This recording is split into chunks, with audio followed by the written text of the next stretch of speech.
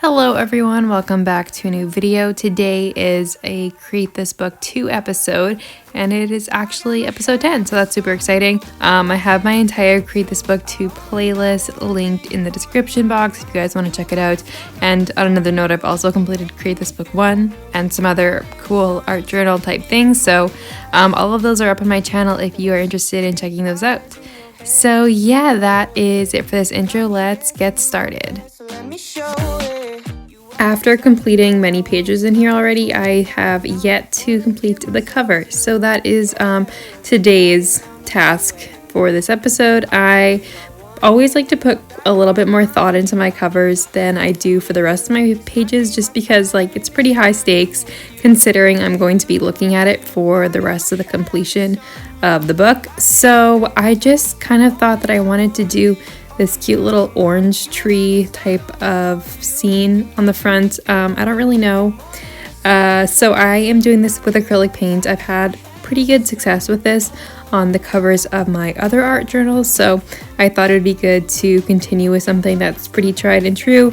And just because of the nature of the material for this, not very many things stick to it, so I think Sharpie probably would, but that's not really the look that I was going for. So this takes quite a few coats of paint, and also because the acrylic paint that I'm using is fairly cheap.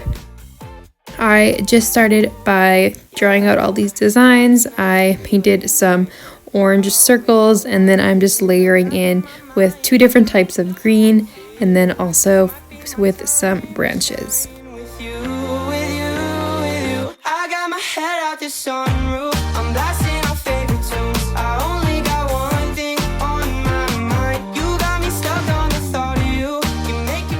So at about this point in the process, I was doing a lot of debating between coloring the background or leaving it white and just doing all the text on top with a black marker to kind of make it pop more, if that makes any sense. But I ended up deciding on painting the entire background black, and I am very happy that I did. So I probably should have done this before painting all of the other things in here, but I did it later on. So I ended up, after doing the oranges, the leaves, all the little flowers, I let this dry completely, and then I'm going in and painting the larger spaces with acrylic paint. And then later on, I'm going to use a black Posca paint pen to get in all of the corners. And just like the rest of the other designs on here, this takes a couple of coats to get the opaque color that I was looking for. And for the text at the top, I just was easily able to paint around that because it was already black around it. But for the other parts, some of them I just painted right over, but I wanted to keep some other details on there. So I went over that with a white Posca paint pen so that later on I could paint over it and make it white instead of black, if that makes sense. But I am really happy that I ended up doing the background in black. I think it looks so much better than it would have if I had kept it white. So the Posca paint pen was great to get in all those little nooks and crannies and then kind of just sharpen the design.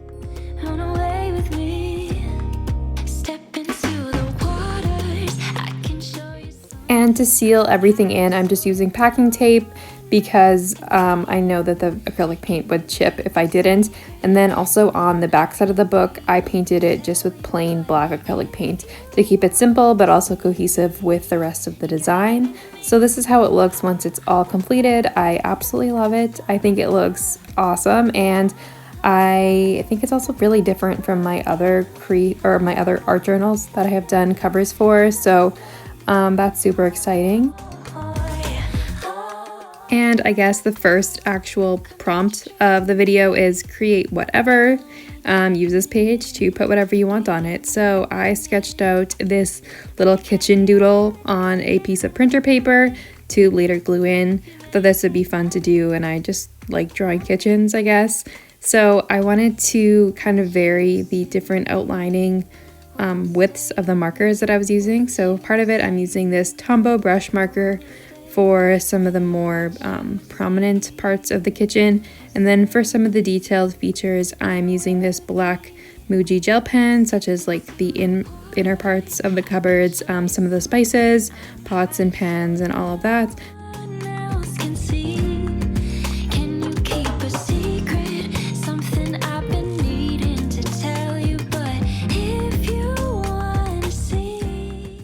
also ended up adding this cute backsplash on the back of the kitchen wall, which was a fun little addition, and it was also great to just have fun playing around with the different things that are on the shelves of the kitchen. So I have a lot of plants, little knickknacks, pots and pans, and also a lot of the plants are vining all over the place, which is all really cute. So I love this kitchen. I wish it was mine, but unfortunately it's not.